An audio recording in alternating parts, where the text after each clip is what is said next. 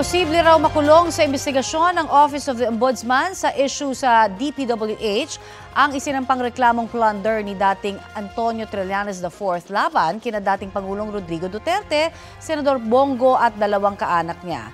Kaugnay po ito sa halos 7 billion pesos na halaga ng infrastructure projects na napunta umano sa mga GO.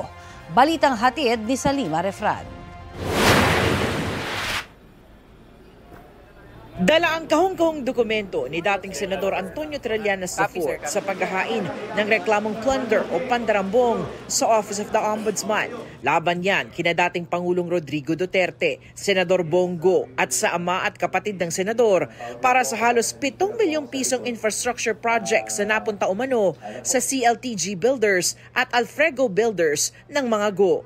Tatay at kapatid, binigyan mo ng bilyon-bilyon na kontrata. While you were in power, covered nila yon. Alam naman natin na magkadugtong ang bituka ni Bongo at Duterte, kaya hindi niya pwedeng ipagkaila na hindi na-impluensyahan ito. Sino po ang main plunderer dito? Si Bongo. Kasi siya yung central figure dun sa tatay at kapatid, tapos yung kanyang relationship with Duterte enabled this. Alegasyon ni Trillanes, nasa 200 proyekto umano ang nakuha ng mga kaanak ni Go. Mula nang maging mayor si Duterte noong 2008 hanggang sa maging presidente ito. Karamihan umano ay nasa Davao Region at Davao City. May flood control, merong mga road widening, lahat-lahat. At ito nga, ang assumption natin dito, kahit na kompleto o nagawa yung proyekto, pero yung offense niya is hindi dapat sa tatay at kapatid ang nag-benepisyo. Ang nakalagay sa ating batas, up to 4th degree of consanguinity and affinity. Pero ito, first degree ito, tatay ito at kapatid.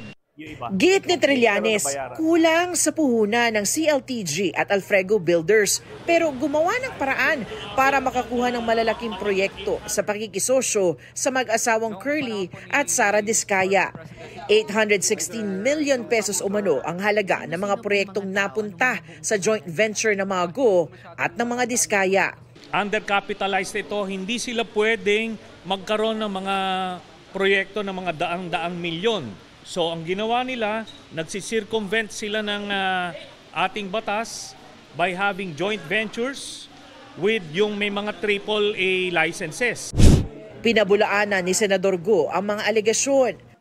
Lahat naman tayo may negosyo yung mga pamilya natin. Lahat ng pamilya may negosyo. But hindi po ako nakikialam dyan. Nakialam ba ako? Hindi. Nakinabang ba ako? Hindi. Binigyan ko ba ng pabor ang aking pamilya? Hindi.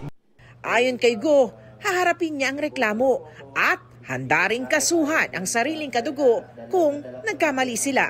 Meron naman pong COA na pwede naman pong tumingin kung meron bang pagkukulang o meron bang irregularities dito sa mga proyektong ito. Kasuhan niyo po. Kaya sabi ko nga, ako pa mismo, willing po akong kasuhan kahit kapamilya ko, kahit sino pa yan.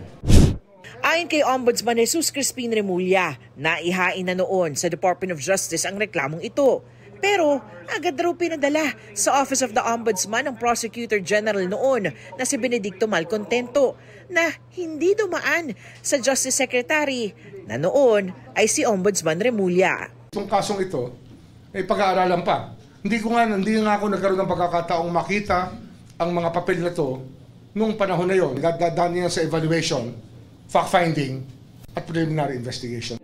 Dagdag pa ni Ombudsman Remulla, maaaring makatulong ang reklamong ito sa gumugulong ng investigasyon nila ng DPWH sa CLTG at sa mga Diskaya. Binibigyan kami niyan ng hudyat kung saan kami dapat tumingin. Kasi nga, interesado kami dyan, pero kung nandyan na ang dokumento at meron na siyang mga project number, mga identifying marks, mas madali namin mahahanap yan sa DPWH. Salima Refran, nagbabalita para sa GMA Integrated News.